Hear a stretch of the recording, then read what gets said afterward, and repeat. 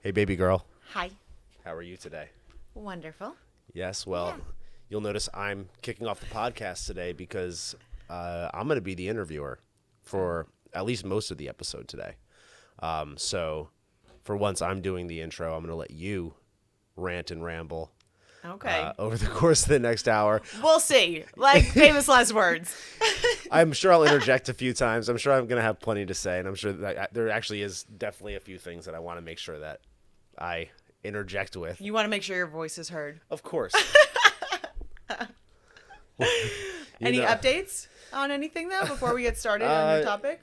Updates on this week. I mean, there's honestly plenty of updates. Yeah. I hired my personal assistant as of about 2 weeks ago, so that's been entertaining.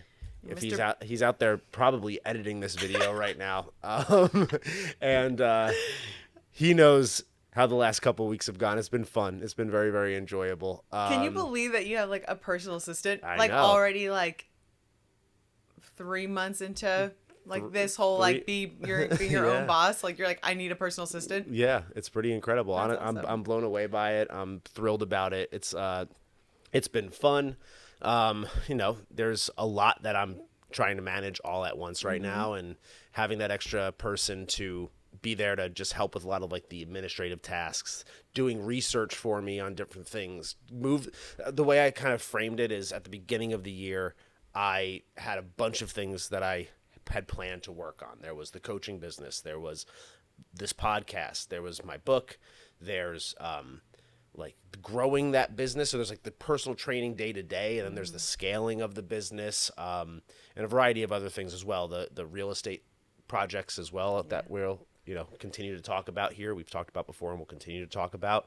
And my plan was to figure out of all of those things, like just get the ball rolling on them, see which one gets traction, and put my energy and effort behind that thing. But I don't want to lose sight and traction on all those other projects. So clearly, first and foremost, I put my energy into the coaching first. Of course. That because it was immediate money, and it was the thing that I knew like I could do immediately that didn't require all that much lead time.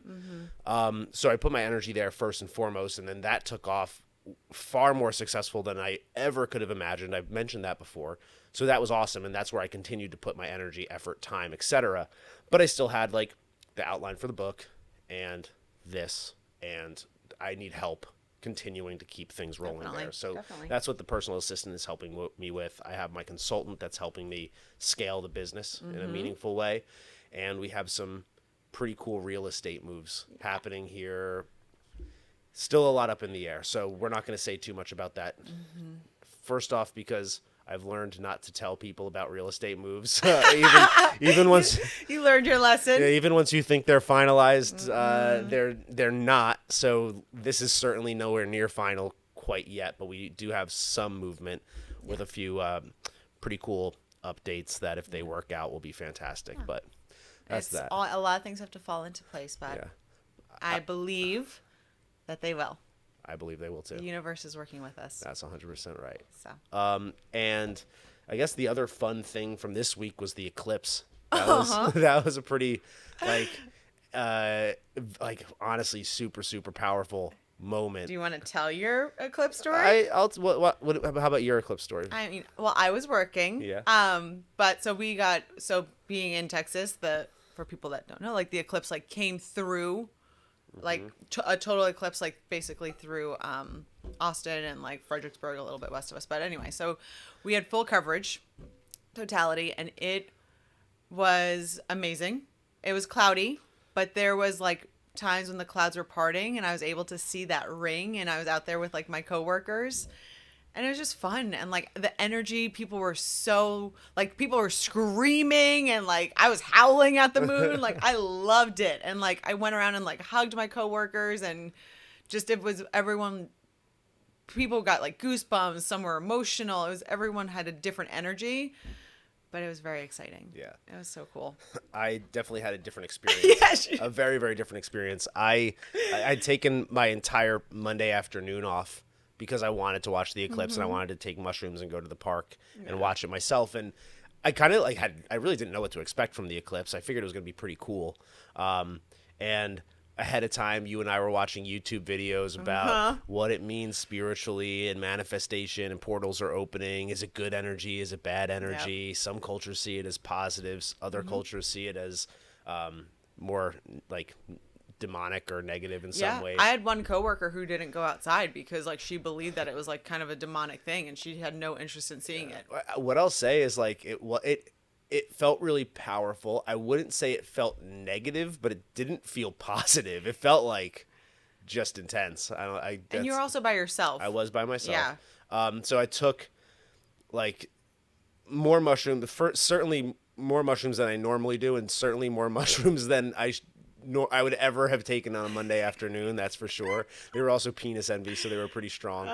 And I also got a little hot. Like I smoked some weed and packed up my backpack and my chair and my glasses, and I walked over to the park by our house, and there was like nobody else there. Like shockingly, I kind of thought that the park would be pretty full. So it was just me, and I unfolded my chair, and I put my glasses on, and I kind of like kept my shirt on, and I was looking up. And eventually I was like, what am I doing sitting in this chair? So I took my shirt off, and I laid in the grass. Grounded. Was grounding, thinking positive thoughts, because they say, for whatever reason, it's a really important. Well, I think it's important at all times.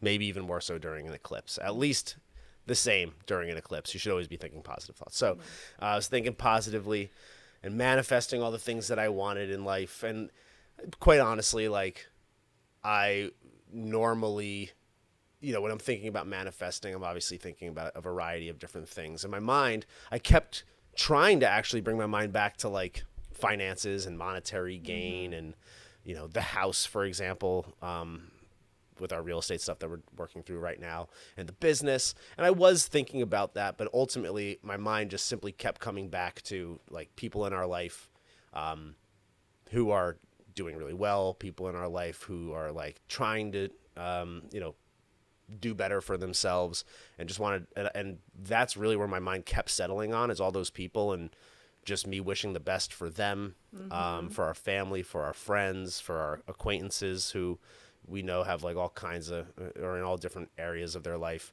and just wanting to be like as helpful for all of them as possible. But then when it got darker and darker, it started, again, I'm by myself, and it started to get like really spooky, and I was like really high, like very, very high. I was tripping pretty good, to the point where at one point I was sitting there looking up at the sun without my glasses on. And I don't know. I honestly don't know how long I was just raw dog, no eclipse glasses, staring at the sun.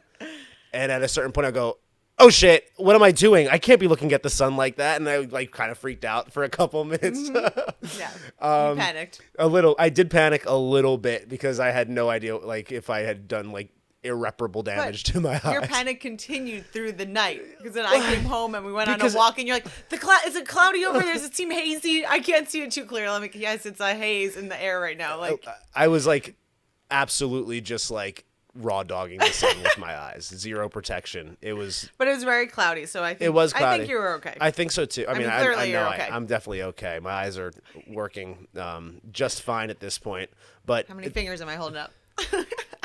My eyes actually have never like been that great. I have like some pretty bad eyesight. So it's no worse than it was. I'll say that much. But so that was happening, and then it got dark, and it was like I was never in like a bad state of mind. Like I was always like in a pretty good state of mind throughout it. But as it got darker, it definitely got spookier, to the point where once like that totality hit, it was dark, and everything looked black and white around me. All the trees were like black, the grass was black, the sky was white. It was really crazy. I actually didn't get to see the ring because the clouds were in the way. Yeah. So but I knew that it was happening because it was so dark, and there was just like that like intense stillness. Yeah. And then like dogs were like barking and howling in the distance, and there was nobody else around. And I at that point, through my like positive thinking, my thoughts went to you. And all I kept saying was, I love you, I love you, I love you, I love you. And I was like just sending love your way, like from my little place in the park to you on the top of the garage at Restora. And I just kept saying, I love you, I love you, I love you, I love you, I love you, I love you. And it got like more and more like that feeling of like the eclipse and the darkness and the stillness got like heavier and heavier and heavier. And I was like, I love you, I love you, I love you, I love you, I love you. And then eventually that kind of broke and the sun started to Yeah. come out, and I just started bawling. I just started crying my eyes out My little intensely. emotional Pisces. That's right. And I didn't even know, like, at the time why I was crying.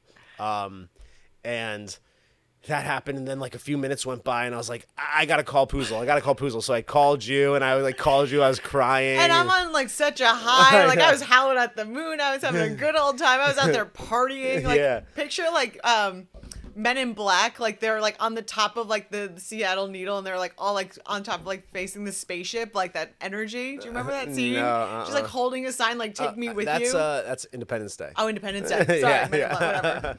The other alien movie. Yeah, with Will no, Smith. I could see that. It probably was kind of like that. Like yeah. they had music going. It was such a good time. People had neon like lights going, but you were a different place. Yeah, I was definitely in a very different place, and I called you, and you were like all happy, and I was like, oh, so good that you're happy.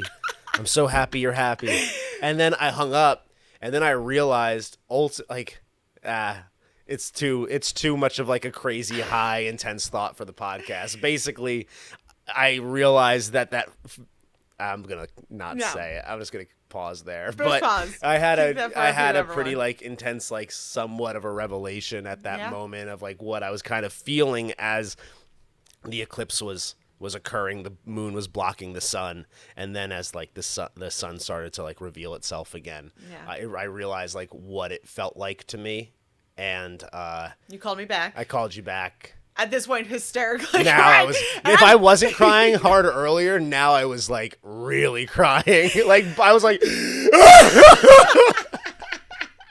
I really was. I know, I in was a like- park by myself, like in the grass, like covering my eyes like this. It was crazy. And then, but hold on, I think the coolest part of all of it was like I did that, and then I laid there for probably another like 30 minutes chilling, and then I just sort of like shook it off, and I was like, I got right back to work. Like I went back home, still pretty high, but like I got back to work and like had a really productive afternoon. It was actually like really beautiful. Yeah, but on that phone call, I was like, I'm back in the office at this point. I was like, honey, I have to, like, I have some patients, I have to go, but just like promise me like you're gonna walk home and like let me know when you're home. Like I was like, knowing that you were shirtless laying in the park, I was like, oh my god, and you're going through this. I was like, oh lord. I wasn't during the eclipse, and even when it felt like intense, it didn't feel bad. It just felt like intense, which is like always the way whenever I have like an intense mushroom experience. It's never negative. It's like all kinds of stuff happening at once, because that's what reality is. Nothing is ever positive, nothing is ever negative. It's just just everything happening at once, and like that's what I was feeling. And then afterwards, those tears were like both. It was mostly happy and beautiful with like a little bit of sadness, because like sadness and like a egocentric kind of sadness, but like happiness in terms of like a spiritual sadness, I would say, or a spiritual happiness. So it was like a really cool feeling. But okay, we can move on from the eclipse stuff. It was a very fun, like cool experience, and I enjoyed myself, and I'm happy that you had the experience that you had, and I'm happy that I had the experience that I had. For sure. But what we have on the docket for today's episode is something that's very near and dear to both of our hearts, which is mindfulness, presence, meditation, the practice of meditation. It's held a really, really big place in our life for honestly like the last, I guess, like 7 or 8 years at this point. Yeah, I went back and looked at my app. I've been since 2017. Yeah. So around the same time for you then too. And a little bit longer for me. Yeah. And it is one of the most, I wouldn't even say one of, it is probably the most transformative For sure. thing that I've picked up on, and it is a huge part of my life. It is something that I don't think you or I would, as we're going to talk about today, would have accomplished what we have accomplished without it at this point, especially over the last several years. And it's something that a lot of people don't really understand all that well. Yeah. They might have like a very surface level understanding of it, but I think it's something that a lot of people are uncertain about. They're challenged by. they hear a lot of positive things about, but they don't really take quite that seriously. But for me, I say that meditation is as important for my mind as working out is for my body. And I might go as far as to say that if I had to choose between one or the other, there's a chance that if I had to pick, meditation might be the one that I go with. Of course, like there'd never be a reason why I would have to choose between the two. But like, I don't think that it's something that most people understand well enough. They certainly don't do it enough. They certainly don't make it a part of their life.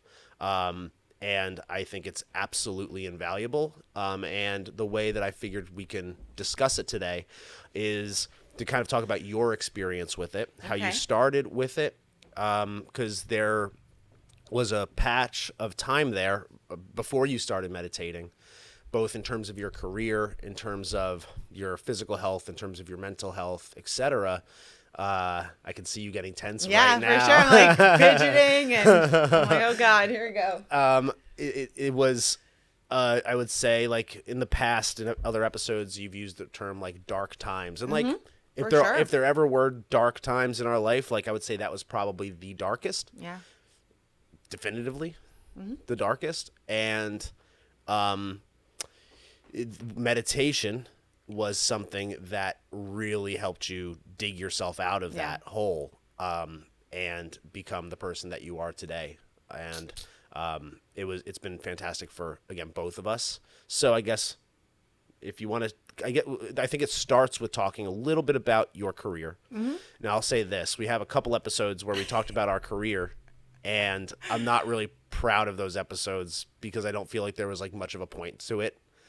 So I might end up like not releasing those, not because like I said anything that I disagree with or that I'm trying to hide anything. It's just like I just don't know if they're useful or valuable. Yeah, I think they gave like a good backstory as far as like your career. But like like the big takeaways from it. So we'll see. We'll see. What they look I'll like. listen. I'll watch them and I'll see if I want to release them. So if we don't release those, it's important, I think, for at least people to have a little bit of understanding about your career and background. So if you want to do like a quick leading up to where you're working today, and then just talk about how you started in your current role. So we moved down to Austin, and I got a nursing job in a hospital, and I worked there for 3 years, and probably like the last 6 months of that job, there were a lot of changes that were going on, and I was having to do my management job of working like the 7 to 5, whatever it was. But then there were some days where I would have to like go home early, sleep as much as I could to go in and work like the night shift, just because of staffing issues. I was like middle management. I like managed a 35-bed unit, and then I had like a director over me. And because we might nix those other episodes, it's important to know that you have been since 21 years old. You were a manager, managing people that had been nurses longer than you were alive. Exactly. Basically. Yeah. So I just kind of always naturally, in all my jobs, kind of like easily went into like a management supervisor role. I think just my personality. So I'm at the hospital, and I was just not happy. I didn't see it fulfilling anymore, and I brought those emotions and that negativity home. It was affecting just me, like in my personal relationships, me like daily. I wasn't enjoying it anymore. And to put a time frame on this, we moved to Austin in 2013. Yes. So this is like 2015-ish. Yeah. This is this is like the fall of 2015. So about a year and a half probably into our time in Austin, and about a year and a half into you working at the hospital here in Austin. I guess, yeah. So I remember I was home, and you had come home from work, and I was annoyed and miserable. And you said, you were like, how was your day? I'm like, it sucked. It was awful. I can't do it anymore. And you said, well, do something about it. And instead of like kind of like talking through like the entire process of all my feelings, which I struggle with, I was like, well, I've already looked at a job online. Like I did all these things without even like letting you know that I'm looking for another job, because I don't want to talk about my emotions. I don't want to talk about my like failures with you. And so I find this job, and it's a charge nurse at a plastic surgeon's office. And I was like, hell yeah. this is perfect. I guess really quick, like that's actually a really interesting point. Yeah. Because I never thought of it that way. At the time, you would do stuff like that, where you would have all these emotions build up to the point where I noticed that you weren't happy to a certain extent, and like increasingly so, but you would certainly not come home and tell me that you're not happy. It would just reveal itself in other ways. And it would reveal in like a blow up. Yeah. And it's all of a sudden like, oh, I'm leaving, like, I'm looking to leave my job, and I'm going for an interview next week at this office. And you're like, what? Yeah. Like, okay. And you were just like, okay. Yeah. Because, like, that's how you, like, only knew how to deal with me at that point. For sure. But I think it's very interesting to point out, because that's something that would just never happen today. I know. Where you are unhappy with something, you don't tell me, or like we don't have a conversation about it that leads up to the point that you say, like, I'm going to start looking for a job. Right. Or like that you were, let alone say, I've been looking for a job and I was not aware of that. And honestly, like that, like kind of breaks my heart a little bit to know that you were looking for another job because you were so unhappy in your current job, yet we didn't even have a conversation about it at that point. That's pretty, like, sad to me. Yeah. I'm saying that's sort of like there's sadness for sure, but there's a lot of growth from it. So this is going to be an emotional episode, everybody. Strap it. So I go for the interview and I get the job. And so this is essentially like, let's say it's 2016 because it's like December of 2015. So I start this job and it's plastic surgery, and in nursing school, like they do not talk about that. Like I was learning about breast implants and liposuction and tummy tucks and all these things, and I was like, what in the hell? And this is not like my employers, my doctors I work for did everything right. It was me during this entire process. So I just want to say that in the beginning. Because AG, we know you're listening. Exactly. So I'm going through this process and like learning this new lingo, the procedures. My coworkers are doing a great job with helping me. The doctors are bringing me into the operating room to show me the procedures, because another piece to this world of plastic surgery, as like the nurse in the office, I was doing like the consultations. I was doing the pre-ops, the post-ops with all these patients. And in nursing, like the patient came to the hospital because like either the ambulance drove them there, or like the hospital was closest to their home and they brought themselves there. Like they didn't get to choose. So there was a whole other piece of like starting at Restora that like I had to learn how to like sell. And like I really had to talk about like what differentiates us from like the other practices in town, or like why our surgery center is better, like all these like upselling things. So it was like, again, a whole nother world of nursing and surgery that I didn't understand. And then also now like selling. Yeah. There's a more business oriented component to it. So like the learning curve was steep, and I was like, holy shit, like what am I doing? And I think a very important piece to kind of talk about at this point is my personality and kind of just growing up. I always selected things. I was very strategic in my planning of my life, in the sense that I only selected things where I was the best. If I wasn't doing well at something, I stopped it and found something else. Or I found someone, like an art project. I was terrible at art. And instead of like pushing through and like getting the art project done, my mom helped me. And that's not like to say anything she did anything wrong. She was just being a supportive mom and helping me and basically essentially doing it for me. So I just, it was just a really hard thing to like not be doing like my best at work yet.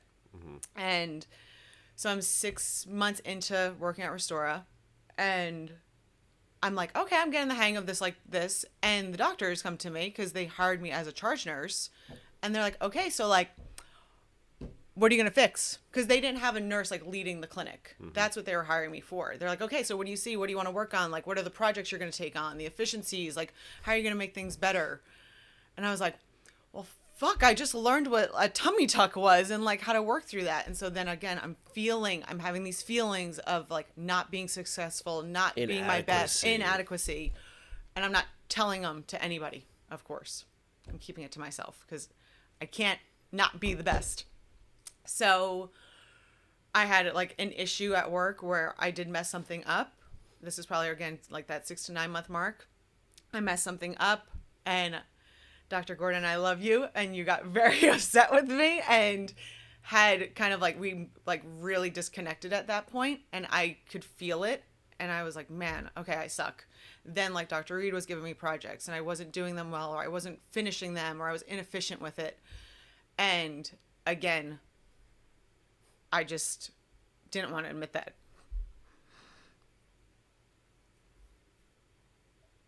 So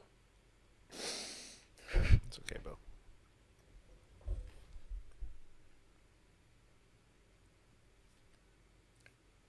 It's okay, baby. And so instead of talking about it, I like turned so inward and turned so dark. And I stopped caring about work. Like there were days where I would like pack up my stuff and be like, okay, am I going to come back tomorrow? Like I had those feelings. Like I was just like, well, fuck this. Like let me run away from it, because I didn't want to face it. And I didn't want to admit that I wasn't doing well. And like then I just started not taking care of myself physically. I was not like working out like I said I was. I wasn't eating clean like I said I was. And obviously then our relationship was not doing well, because I wasn't being honest with you. I was bringing all my negativity home and taking it out on you. And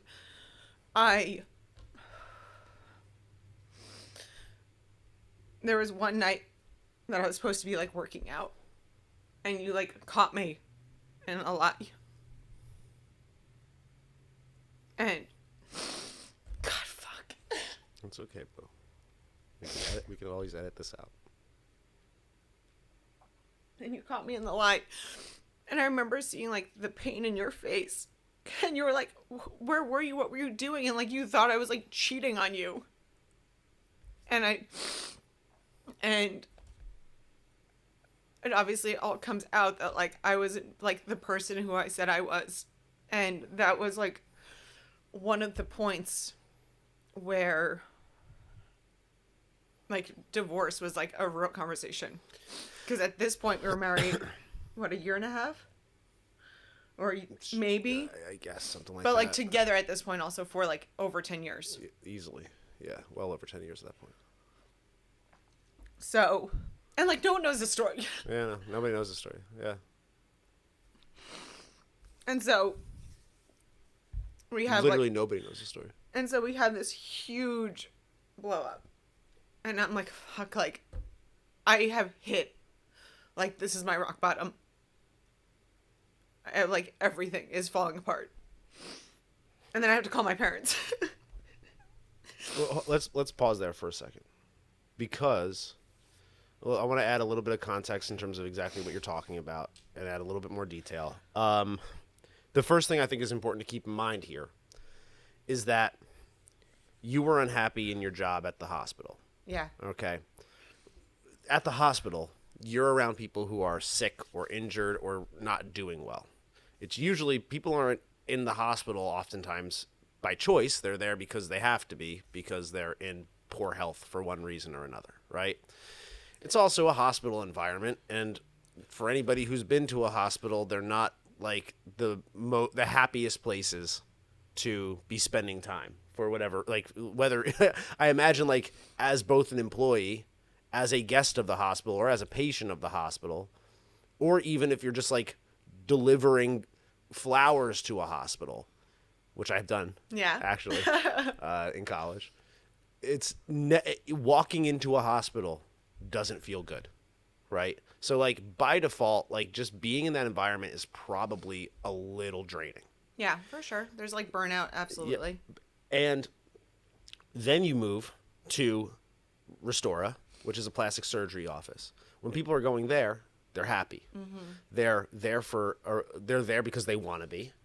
They're there because they're, making a big financial decision, a big personal decision. It's exciting, even maybe a little bit scary, but like they're there for a happy reason.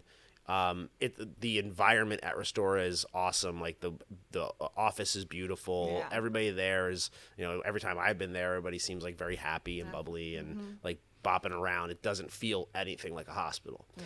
And I think something that's important to keep in mind is like so many people are in a job and they don't like it and they feel the way that you feel day to day. And they feel like, okay, well, if I go from one job to another, then everything's going to be better. Right. Like the problem isn't me. The problem is the job. The problem Absolutely. is my boss, or the problem is like my clients or whatever. And I'm going to go from one thing to another and everything's going to be awesome. And the grass is always greener. Yep. Kind of a thing. And I want to point out in this situation that you're referring to, you're going from from night to day in terms of the environment, what you're doing, the people you're interacting with, like pretty, we could say negative generally in the way that like that the vibe that you get in a hospital, the energy that you get in a hospital versus the kind of energy that you get at Restora. Very positive, very upbeat, happy energy, excited, like fun energy. And even with that drastic shift, the reality was it wasn't the job that was the problem. It was what? Me. Well, I don't want to say you were the problem. It was like your thoughts. My thoughts and like how I was dealing with situations and not confronting them and just Yes. moving, like trying to like not blame, but obviously look inwards And look yes. in the mirror. Yes. You're looking at external things to Yes. change that you think are going to make your life better rather than looking at yourself and going, why am I not happy? It's not the job. It's not the hospital. It's not my boss. Yep. But I took that being like unhappiness and like just like let it melt and seep into like every aspect of my life. Exactly. But Everything. I don't think that you're alone in that. No. I think that that's how most people view the world is they go, well, once I change the things around me, then I'm going to change. And it's like, no, you have to change first, because the reality is you today could be in that hospital environment and be absolutely dominating and thrilled and happy and probably be running the fucking place. I'm serious. You could probably be running the place being who you are today. Yep. And like, think about the average person who's in an office job, sales, like myself, corporate sales, something like that. And they think that going from one tech software marketing company to the next tech software marketing company where you're doing the exact same thing, answering to the same dipshits. Sorry. They think that that is going to make their life better. Yeah. And it's like, no, like that's not going to make your life better. I think you have to look internally. You can't just, You have to look in that mirror. you got to look in the mirror. So I want to just point that out because I think that's an important factor here. For sure. And then when we're talking about the things that you were going through, or like what you were like lying about, Yeah. to me was you were telling me that because at this point we didn't work out together. Yeah. And we went to I was going to like the North Gym and you were going to the downtown Lifetime, and you were representing to me one lifestyle, I guess you could say, in terms of like you were getting to the gym after work. You were, like, let's say like eating healthy or, bringing your lunch to work, these sorts of things. And it turned out that, I found out basically by like catching you in a lie that like none of that was true. You like would not go to the gym. You were going to, I don't even know where. I just wouldn't go. I would just like, You would just like not, and like the issue for me was not that you weren't going to the gym, or the issue for me was not that you weren't eating healthy, for example. The issue to me was that you had told me that you were doing all of those things, and I just like, because I love you so much and because we've been together for so long, I just believed that was the case, and I didn't question it at all. And I personally am a person like my number one highest value that is important to me is honesty and trust, and transparency. And when I found out, not only that like that day you weren't actually going to the gym, but like that was like an ongoing pattern of behavior, and I've been being lied to.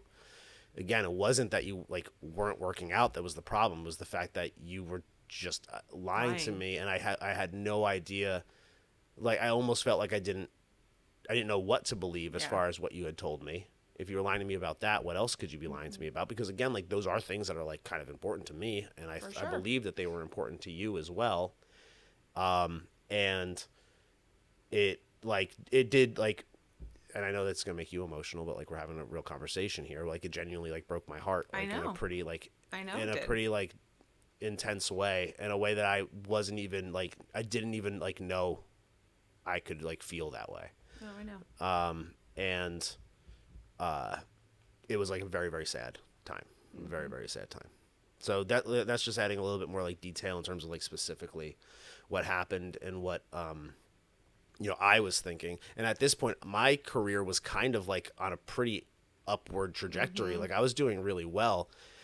And I remember at one point, it was the day after I had found this out, and I had like a pretty important meeting with my CEO about like something good, like about like a project that I was working on that I had taken the reins on that I was pretty stoked about.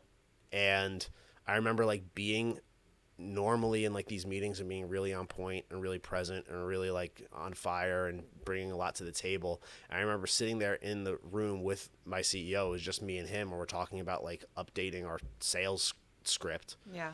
And like what I would do to it. And I remember like I couldn't even like I wasn't there. Of course. I was thinking about what was happening the night before, and I remember being like very resentful to you about the fact that like I was unable to be present in that moment because I was thinking about the night before. Yeah. That's one particular moment that like that sticks in my memory. Yeah. And let me just say at this point, like, of course, I have nothing but like absolute love for you, and we're just being honest about our experience. Oh God, I know. Trust. Okay, so if you want to continue from there, so let's talk about at that point. You said you had to call your parents. We were legitimately talking about divorce. So, and I think it's important also to say that like we were pretty serious about it at that point, simply because for me to not be able to like trust you in that way was like I was talking to a different person. Absolutely. I know. So I just didn't even see you the same way after that point. So yeah, I had to call my parents, and like, again, I'm the youngest of 5. My dad always said he saved the best for last. I didn't do anything wrong. I was the best kid. I just followed the rules. And I had to call them and say, Jared and I might get a divorce. And instead of like me trying to like make things work and figure it out down here and like get from the ground up, I was like, I'm gonna just come back home. Like that was my thing is like I want just to revert back to like not trying to figure out what the actual issue is and work on myself. I was just gonna go home. And I remember my mom on the phone being like, Kate, what did you do? Like, of course, because like the blame is on me. And like it was shocking to them. And like my dad was like, obviously he's never seen me in that light. He like, and I was like so emotional, and I was not like, you could hear it like in my voice on the phone and how I was talking with them. And he was like concerned that I was gonna like hurt myself. And like obviously I wasn't going to, but like just to hear that pain in their voice for me. So thankfully we didn't get divorced. You loved me. We had a lot of difficult conversations during like those weeks. And this is when we were not in the same headspace that we were now, so there was a lot more yelling, so a lot much more anger, and a lot more like combativeness and like negativity in those conversations. Like the arguments would just go in circle, and like we'd go to sleep and then like start arguing again. And again, we loved each other. We wanted to make this work. And I was at like my lowest low. And you loved me so much. And you still obviously love me so much. But you were my husband. But you like kind of transitioned. And I was kind of like just thinking about this the other day. Because I never really put like this whole story until like I've never really thought it through. But you like stepped into like a coach role for me. You kind of came up with a plan of like, okay, first, like you gotta focus on like your physical. And we came up with like a process of how you held me accountable to my workouts, to eating clean, to doing all the right things like for me and like for my physical body. And so I was like, okay, so I was on a really good path with that. But I want to say that the reason for this was not just to repair our relationship, but it was to make sure, like, so at this point, again, taking this whole story into consideration, your physical health was not where it should have been. You weren't focusing on your fitness or your diet or anything like that. Your career was in a really bad place. I think, did you have to tell this about with Restore when the doctors? Oh, so yeah, this is around that same time. They basically before work, like we're like, oh, we're gonna meet you at a coffee shop. So I go meet them there, and it's essentially a conversation of This like, is your bosses my at bosses. Restora when you're going through this. Yeah, going through this, and they bring me to the coffee shop, and they're like, so, like, you need to step it up, and if you don't start doing this, this, and this, like, we need to probably, like, part ways. Like Dr. Gordon was like, we're not firing you right here. I'm like, I sure hope not. Like, we're at a coffee place, like, in public. I would hope that I wasn't fired right now. And so, like, that on top of, like, everything else, I mean, I had, like, lost, like, trust from everybody. Fuck. It's okay, Boo. Come here. Give me your hand. And, like, and it was so hard to lose that trust from everyone. Like, again, you, my co-workers, the doctors, my family, like, or not because my siblings didn't even know, my parents, like, I felt like the biggest piece of shit. And, like, you helped me so much to get out of that.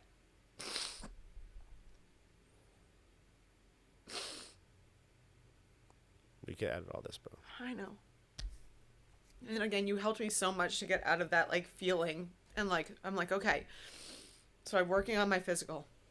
And I then start, like, focusing better at work and, like, working through processes better. I remember there was the issue going on with this patient, and I was able to, like, see kind of like, okay, if we don't do this, this, and this, like, this is going to happen. So I figured out, like, what was going on. I corrected the path. And I remember, like, at Dr. Gordon going, like, Katelyn, like, great catch, like, good job. And I was like, okay, I'm doing okay by her standards right now. I'm doing okay. And then, like, Dr. Reed was giving me projects, and I was, like, getting those done. And, like, things were just moving forward. I was finally feeling like I was digging out of, like, the hole of, like, my physical and digging out of the hole of Restora. And I was just at a baseline. And so this is probably going, like, this is at, like, 2017 now at this point. And I was still having those feelings of negativity. I would not be able to handle all situations, like, as clear as I wanted to, and I would get emotional, and I would get angry, and this was the problem, like, this thing happened, and it's because this thing happened that it's now affecting me, and I was letting it all just build up, and, again, act in a way that I didn't want to be acting in alignment with, and I think that's where then the meditation really comes into play for me. Yeah. So a lot of the ways that I've, like, lived my life and the decisions that I've made in my life have been just looking at people who have been successful and then just going like, okay, well, that seems to be a pattern for people that seem to be successful. So I'm just going to do that. That's how I made the decision to go to law school. I've mentioned that before. I was just like, what do successful people do? They go to law school. That's what I was seeing in my life at the time. So I was like, okay, that's what I'm going to do. Right now, I'm realizing that what do successful people do? They read a lot of books. So I'm in the process of taking, or I'm going to be signing up for a speed reading course because I want to read a bunch of books. Because I'm a slow reader and I don't like reading. And one thing back around that time, 2016, that I was hearing a lot about was meditation. At the time, I listened to a lot of Howard Stern, and he always talked about meditation. He would have people on, and a lot of the people that I respected that he had on for interviews, they would talk about meditation. And interestingly enough, not that this is a person that I have like tons of respect for by any stretch, but the interesting part is like the breaking point for me, like the tipping point. And it's funny that this is the person that like was the tipping point for me when it comes to meditation was Jimmy Fallon. Really? Yeah, mentioned like on something, and maybe it was Howard Stern mentioned that he meditates every day, that he uses the Headspace app. And I was just like, okay, like I've heard about meditation enough now, like I need to do this. So I downloaded the Headspace app because that was like what he said to do. So I was just like, okay, I'll do that. And I'd never done anything like it before. I've never meditated, and that app, a lot of people talk shit about meditation apps. I guess just because like meditation is supposed to be spiritual and an app is, technology and you have to pay for it. And it's like, well, should you have to pay? I think you absolutely, I will say that app is incredibly valuable. It's $100 a year. I don't need it anymore, but I still pay the $100 a year because I'm so thankful for the tools that it gave me. So like, I will continue to like put money into that because I'm so grateful for what it's helped me with. So I downloaded the app. You have the free trial at first. The first time I did it, I remember it was like, okay, like close your eyes, feel your body, like feel yourself sinking into your seat. And I remember like just doing it and like laughing because it was just like, oh yeah, like that. I probably should be a little bit more like present. Like immediately the first time I did it, I remember laughing where I'm like, oh, I am feeling my butt in the seat. Like that's weird. Like I've never thought of that before. And it starts with like 5 minutes at a time, and then eventually you can work up. And now I do sometimes I'm doing like 20 to 30 minutes at a time in the morning.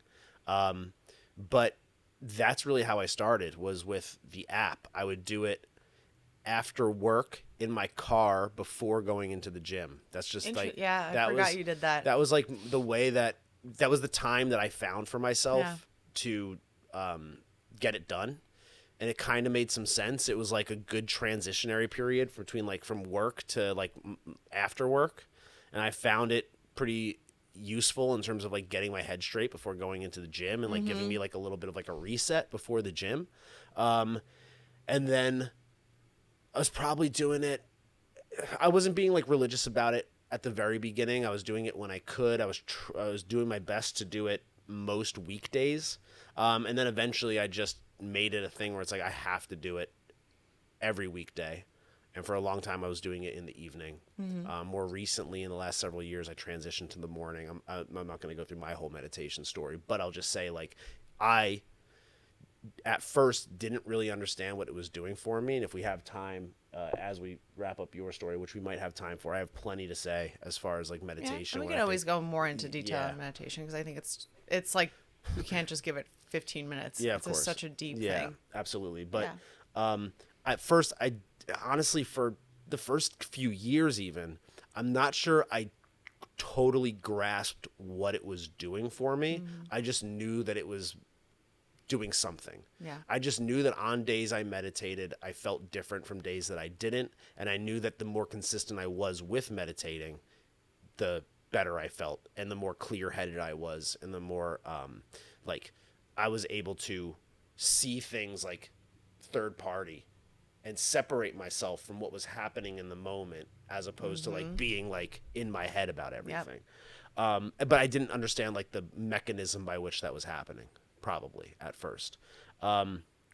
So yeah, I guess we worked together to get your workouts and your diet on point. We had ways of being like more accountable in terms of your work and how you were like going through work. If you were feeling certain things about work or other areas of life or like our relationship, like that's where we started to be probably a lot more like open day to day about things, as opposed to like, yeah, like if we get around to talking about it, like whatever. I think we just started to be a little bit more open at that point. Not nearly to the point we are today, where like we literally review our day every single day, our check-ins, like, in detail. But we just started to have a lot more like open discussion and dialogue day to day about things. And I said at a certain point, I've been doing this meditation for a little while, and I think it's something that you should do. So that was the next step, I guess, if you want to call me your coach. Yeah, I mean, I was thinking about it this week, like kind of leading up to, because I knew we were going to be telling this story, that like it really played out that like you turned into like a coach, and like you came from it with love, even though like you still had that like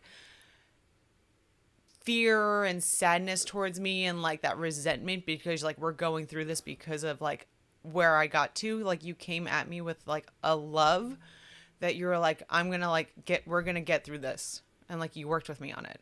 And so I started the meditation, and I was like, what the hell? Like I was like falling asleep in the beginning. I was like, I can't do this. My mind would wander. Like it's very difficult in the beginning. You had the total, like for me, when I meditate, I very like, to this day, I could probably count on one hand the number of times where I felt like I was going to fall asleep as a result of meditating. Usually I'm like, for me, it's a matter of all these thoughts are rushing through my head, and like I'm trying to part those thoughts.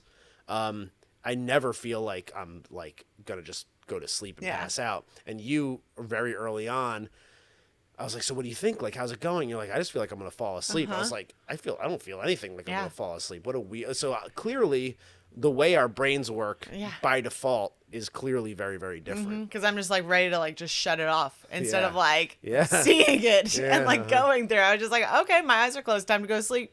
Yeah. And I do have that natural talent to just fall asleep whenever I want to. Yeah. I'm able to shut my brain off. She could fall asleep anywhere. Like, it doesn't matter where. It could be loud as hell. There could be like moving. Like, she could be like in the middle of like the mall.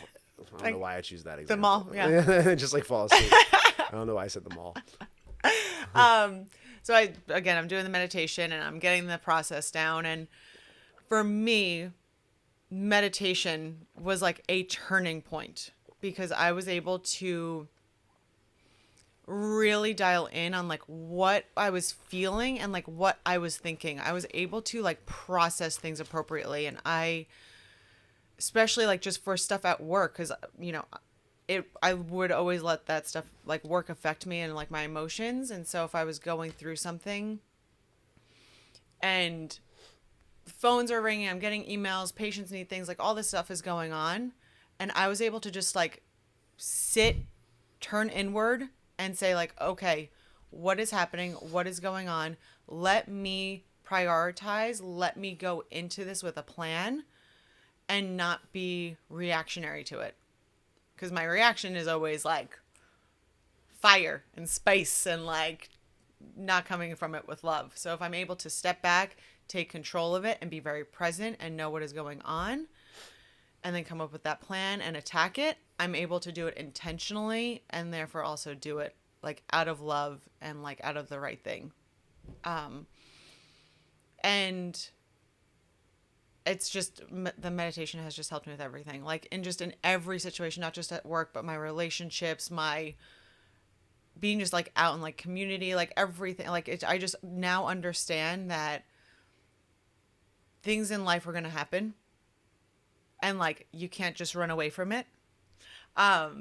You can't just be reactive to it, because things are it's reactive in a bad way. Sorry, let me take that back. You can't be reactive in a bad way, because things are going to happen. You can't control it, but the only thing like you truly can control is how you're going to react to it. And that to me is the most important thing, is like you only have control of your own emotions. Mm-hmm. And thank you for helping me get through that. Of course. Because it's been obviously a journey. But I mean, now it's like it's in my nature. Like it's who I am. But it's because of the practice. It's because you do it every day. Every day. I mean, well, we do it 5 days a week. And minimum. Minimum. I was the one who started doing it in the morning because I always did it at nighttime, and it was like at the end of the day after workout. It was like, okay, we still got to meditate, and it's like kind of like almost became like a chore, like a thing we got to get done. And so I switched to doing it like the first thing in the morning before I do anything.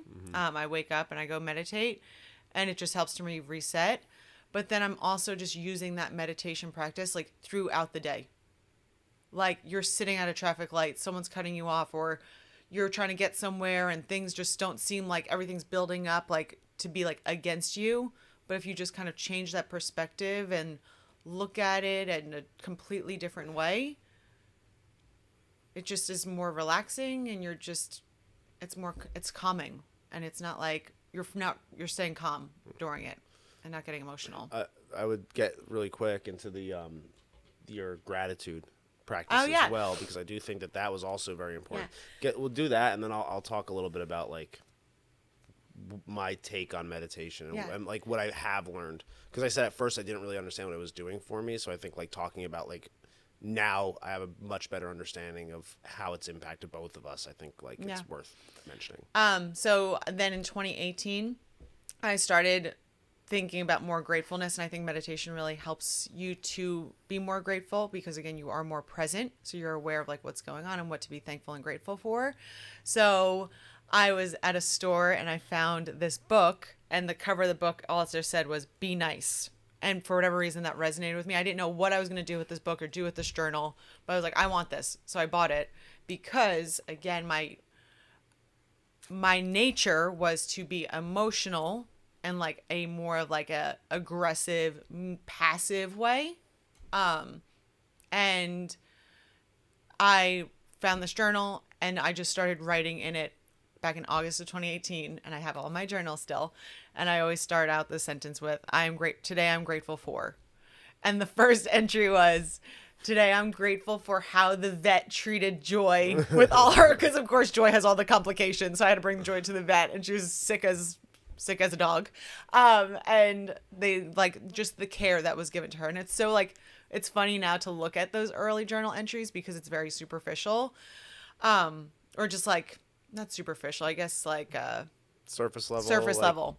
Like day to day. Yeah. Not to say that that's not something to be grateful for, but it's very like small picture. Yeah, for sure. Big picture. Yeah. And now I'm doing it like even in the moment, I'm like grateful for like how I'm like dealing with the situation or dealing with an interaction, and just like the deeper meanings to life and the connections. So that's my grateful practice. But there was also a little while there, once again, where things were going well. So now working out was on point, fitness was good, job was improving, you were doing meditation, you were doing your gratitude journal, but maybe like, I want to say maybe like 2019 or so, there was like a little patch there where I started to notice a shift a little bit in your like energy or your like emotions, where I started to notice like a little bit more anger on a regular basis. And I had asked you, are you still writing in your gratitude journal? And it turned out that like for a few months you had like pretty much completely avoided it. Yeah. And like not doing it like every day, or skipping some days, or going back to like just like surface level stuff. And so, yeah, I had to get back into it, and you held me accountable as a coach and as a loving husband, of course. But I think a lot of it is just obviously a good partnership where you wanted to like make sure that I was being my best self, and I think I have helped you in other ways. Absolutely. But I needed someone to help guide me, because I didn't have that. I didn't have like someone to like growing up, like someone who would have those like difficult conversations with me. I had it more just be like, okay, like well, you don't want to do that? Okay, go here. Or you don't want to go do that? Like, it was kind of just like, let me just do what I want, because I came to people with like such a good argument why I needed to do something, or found a loophole to get out of something, and I was never faced with like, no, you need to work through this. Well, you did it. You would just trend towards the things that you were good at or that you wanted to do, as opposed to facing and confronting the things that maybe you weren't good at or that you didn't want to do. Yeah. So it's like, as you didn't want to be more grateful, you just stopped being grateful. And I think like when it comes to the meditation and the grateful practice, which again, I do both of those things, it starts as a thing you do every day. It starts, or I should say, like, it starts as like a task, or you could say a chore or a to-do, where you have your meditation time and then you have your gratitude journal time. But what that actually is doing, if you do it consistently enough, then you realize that it's not about it's not about that time that you're doing it. It's about embodying that all day, every day. And just like working out, you know, you kind of think of it as like, this is my time to expend energy, or to like be healthy and like grow my muscle, like be strong, I guess you could say. Like, if you only do it once, well then, like, great, you're burning some calories, you're getting a little bit of a sweat, that's good. But it takes consistency and discipline and dedication to it to actually become a strong person, or to become a fit person. And the same thing goes with meditation and gratitude. Like, you don't just do it once and all of a sudden you're present all the time. And you don't just write in a gratitude journal once, or even for a week, or even for a month, and all of a sudden you're this grateful person. It takes a lot of time and consistency and intentionality with the practice. Like, again, if you walked into the gym and you throw some weights around for a few minutes and you're not really intentional about it, or you don't really have a plan or know what you're doing, then you can't expect to become like a bodybuilder or a power lifter or like super fit, because you didn't go in with that mindset. You just kind of went in and messed around. And I think if you're being more intentional and consistent and disciplined with these practices, eventually you just become present. You just become grateful, like, throughout the course of your day. So to talk a little bit about like the meditation practice, at least the one that we use typically, the way it works is you start by, taking some deep breaths. You close your eyes, you focus on your body for a moment, and like kind of feel your body in the moment, in the present state, and scan through it. And then you bring your awareness to everything around you, what you feel, what you hear, if you smell anything. Again, just kind of like taking a little bit more note of the things that are, like, right now, for example, we have this little like air blower. I don't even know what that thing is, like maybe like an AC unit or something, and it's making like a little bit of like a whirring noise. And that's been happening this entire time, but like, until you take the moment to be present, like, you don't realize it. And that's happening all day, every day, in so many different ways that we're just not perceiving, because it's easy to cast aside. And when you take that moment to go like, oh wow, like, I can hear the birds chirping outside, I can hear the cars passing, I could hear the dogs stirring, I could hear the fridge humming, or whatever it is, like, you realize like how much more there is to be present about, and how much time you're spending up here in your brain. And then eventually you start to focus on your breath. And again, with the meditation that I particularly like, you breathe in and out of your nose, you count 1 on the in, 2 on the out, 3 on the in, like you're counting to yourself as you're breathing in and out, up to 10, and then you start to cycle over again. And of course, while you're doing that, your mind starts to wander. And the reason why I really like the Headspace app specifically, at least when you're starting, is because it uses some really fantastic analogies around like how to think about this. Whereas the one analogy that it uses is the cloud analogy, where your brain, some days it feels like the sun is out mentally, and other days it feels like it's cloudy and stormy and rainy. And the reality is, even on those cloudy, stormy, rainy days, there is still a blue sky. It's above the clouds. So the question is, like, those clouds, they're created by your brain, they're created by your thoughts, they're created by your emotions. If you could find a way to stay above the clouds and realize that those clouds don't have to be there. You can levitate yourself above them, where you can kind of be up in the blue sky looking down at the clouds and you still have the sun shining on you. That's one way of thinking about it. I think that's a really cool way of framing it. The other example that a lot of people kind of take to is like if you're sitting on a hill and you're looking at a road and cars are passing by and each of those cars is a thought, it's most people, it's hard to like just zone out, look at the cars passing without wanting to chase one. Yep.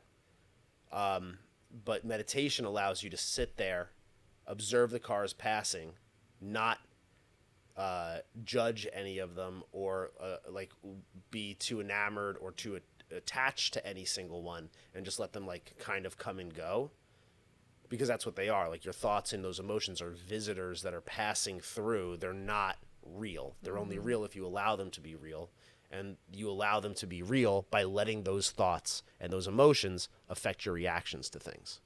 So when you're breathing, you're going to naturally have your mind start to wander. It's going to happen.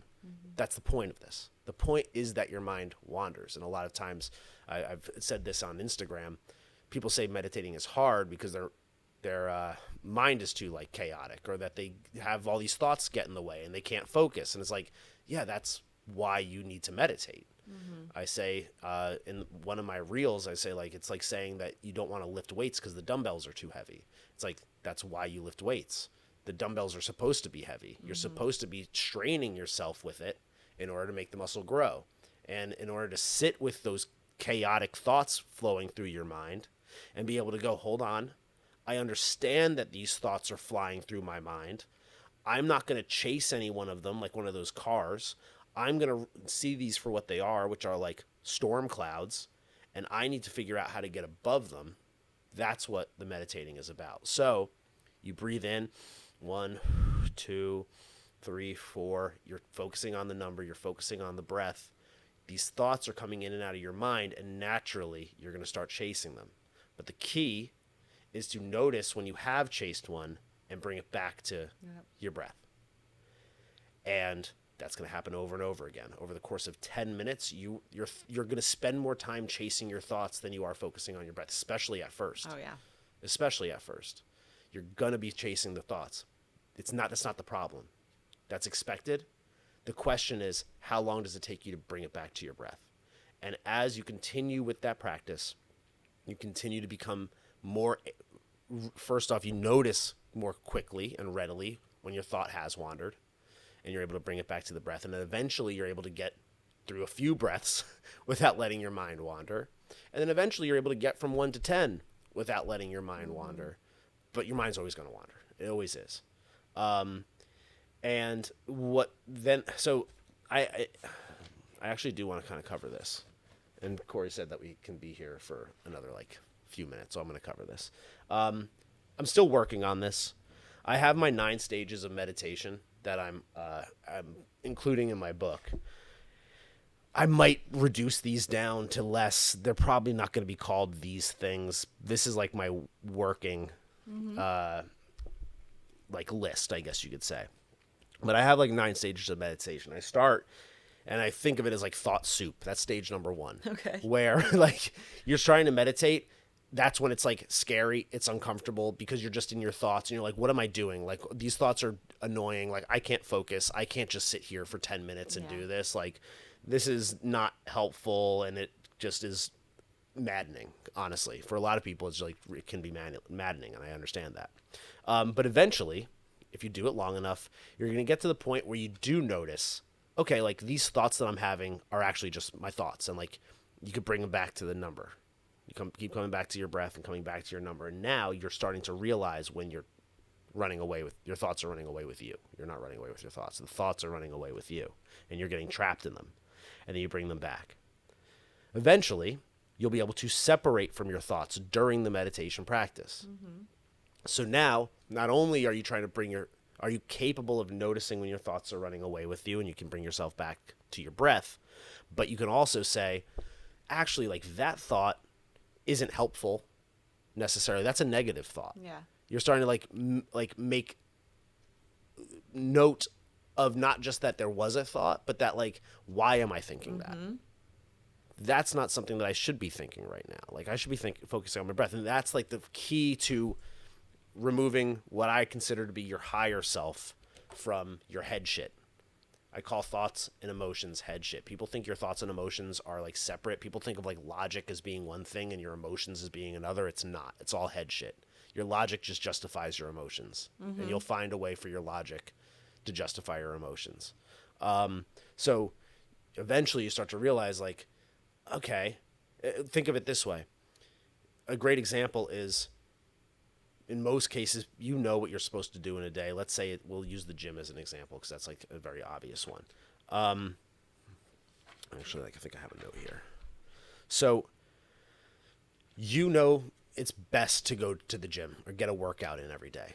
Yet so many people don't. And you might even say like, today I'm going to get it in, but like, why is it so hard to be consistent? Well, it's hard to be consistent because your thoughts and your impulses get in the way. You have a higher version of yourself, your higher consciousness, which knows that you're better off and you're better served going to the gym. But you also have your material self, your ego self, your fear-based self. Your fear-based self is always going to be looking for, it's always going to act based on fear. It's going to act based on safety. It's going to act based on doing what the easy thing is to do as opposed to the challenging thing. Not going through it. Yep. It's going to act based on your already existing pattern of behavior because that pattern of behavior feels safe. It feels comfortable. It feels normal. Yep. And when you are not somebody who works out every single day, and now all of a sudden you're going from this pattern of behavior of being stagnant to now you are trying to do your best to get to the gym on a regular basis. It takes effort. It takes energy to get on that new track. And your fear-based material body, your ego, is going to continue to pull you in the direction of what is easy and normal and that inertia. Your higher self knows that you need to continue to be consistent in the gym. The problem is that if we're in our head and we're living based on our thoughts and our emotions and our head shit, then that is us living in our material, fear-based, irregular pattern of behavior body. And we're going to continue down that path and down that pattern of behavior. By meditating and realizing that we are in fact separate from those thoughts and from those emotions, and that those thoughts and emotions are just there because it's chemicals swirling in our brain, and it's not actually the serving us. Now we can look at it objectively as a third party and go, you know what? I actually don't. That isn't me. That is just the chemicals in my head, and this thing over here is actually like what I should be doing. And the more you're able to separate yourself from that, be present, notice when those thoughts are happening day to day, then you can make the right decision because you're capable of seeing them third party for what they are, which is just head shit. And then you can do what's right. And then the more you do what's right, now that becomes your regular pattern of behavior, and that becomes the norm for you. So again, like if we're looking at the stages, thought soup's number 1. During meditation, noticing your thoughts is number 2. Separating from your thoughts during meditation is number 3. Eventually, when you do it enough, you're going to get to a point where in your everyday life, you're going to see some of those thoughts that I don't necessarily like that were coming up during meditation. They're coming up during my day. I'll like have thoughts in the morning when I'm meditating that'll come up. I'll go, I don't like that. Like, why was that popping up? And the goal, I also want to point out, the goal here is not to neglect those thoughts.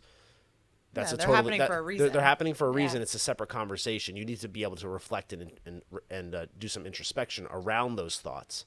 But it's separating yourself from them primarily. That's the biggest key. So you're going to realize like these thoughts that were coming up in meditation are also coming up in my day to day. If they were something that I shouldn't be allowing to impact me during meditation, I also should not allow them to impact me during the day. So now you're noticing them during the day. The next part, the step 5, is separating yourself from those thoughts day to day in your everyday life. All right, now we're making some real progress here, because now when I'm at work, let's say, and I'm about to make the decision as to whether I'm going to happy hour or going home or going to the gym, you can sit there and you can go, I know that emotionally right now I'm a little drained from my day at work. I know that going to happy hour is what is going to like give me like the easy, fun, like dopamine boost. Yeah, that like instant gratification. That instant gratification that I'm looking for. I know that is like my material fear-based body based on my previous pattern of behavior. But I am now capable of setting that aside and saying, I know the gym is actually what's going to serve me better. And then from there, make that decision. So after 5, separation from thoughts in life, you're going to start to notice your reactions to those emotions during meditation.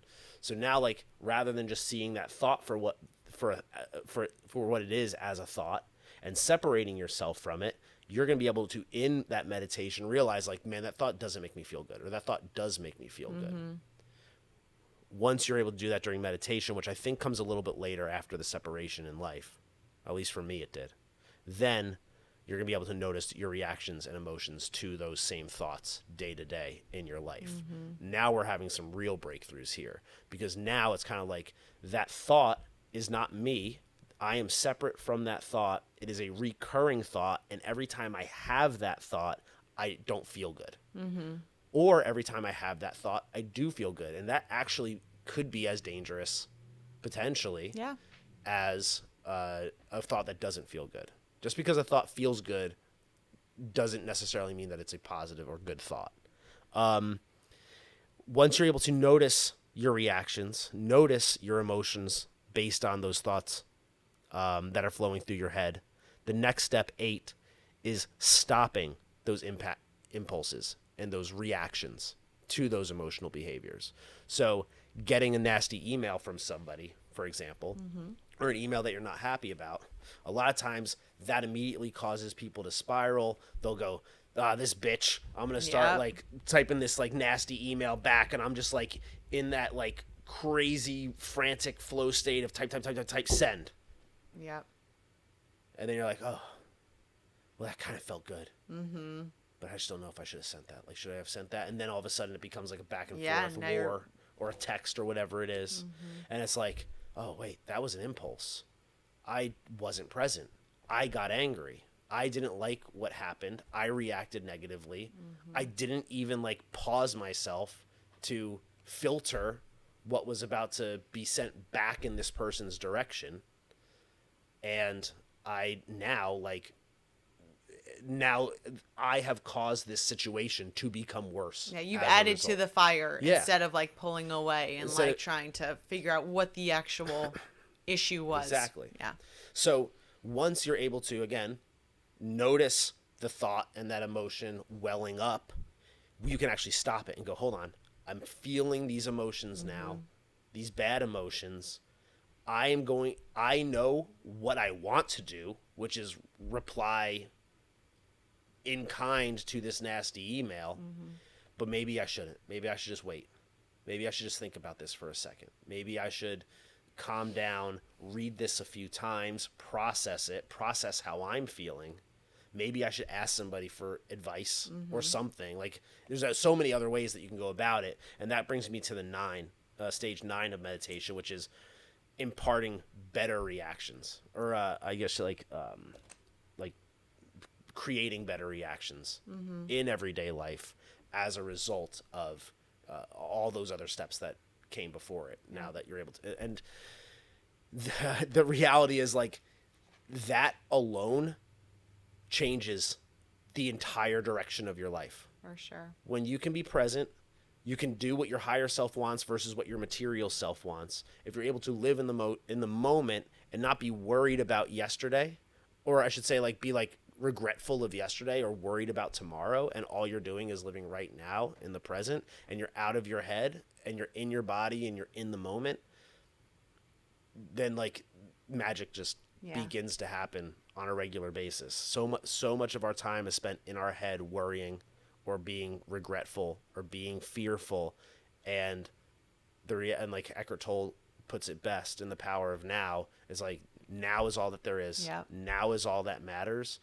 If you have, and people will be like, well, I am sad now, or I am upset now, or I do have like so many problems right now. I'm like, I don't mean like now. I mean like now. Mm-hmm.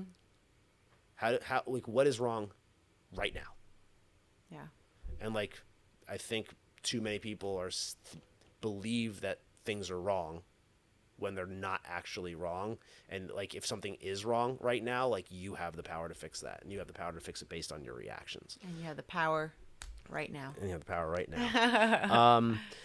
I have like so much more to say about meditation. That was like me trying to cram it into like the very little bit of time that we had here, and I can go on forever about it. So I guess we could pause there, because it's an absolutely invaluable practice.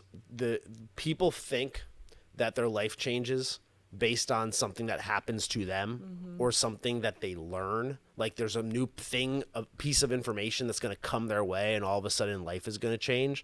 And I think the reality is, it doesn't come from things that you learn. It comes from looking at the world from a new perspective, and presence, meditation, mindfulness, and gratitude allow you to take what's already there, because guess what? That shit's not changing. Yep, exactly. Same thing with like the job, for example, like moving from a hospital to a plastic surgery office should be pretty drastic. And it wasn't for you, because you were looking at external stuff. Like, the outside isn't going to change. You can't expect it to change. If you can expect the outside to bring you happiness, then you're also basically allowing the outside to bring you unhappiness as well. You're putting all the power externally. You have to change yourself, change your psychology, and look at the world from a new perspective. And presence absolutely allows you to do that. And gratitude also allows you to shift your perspective in terms of like how you're perceiving things now that you are present. And I want to say, with the very few minutes that we have left here, that was, I think, awesome that you just revealed all of that. Again, that's not a story that we've really told anybody, honestly.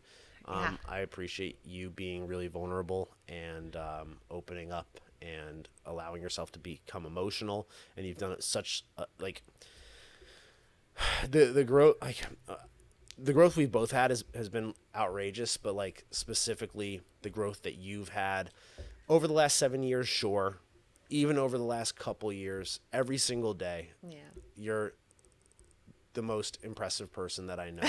Thanks. I can't believe that you're my partner. I'm happy to be your coach if that's what I am. But I feel like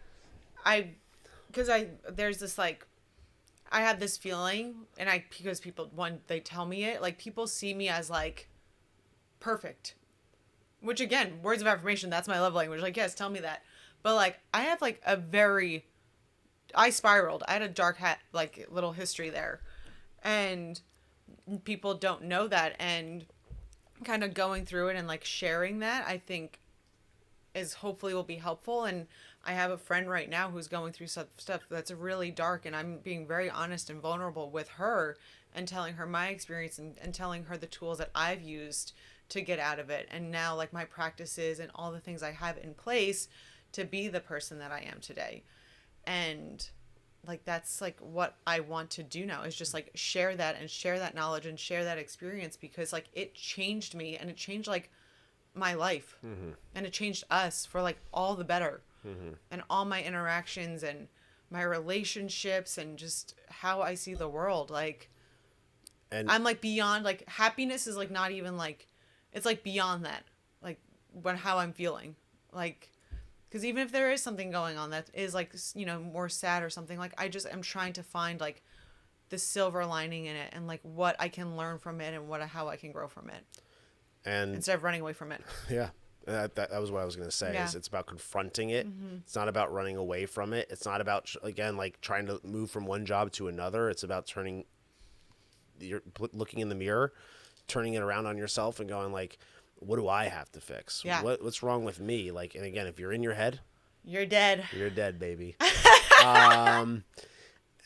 I again, that was really beautiful.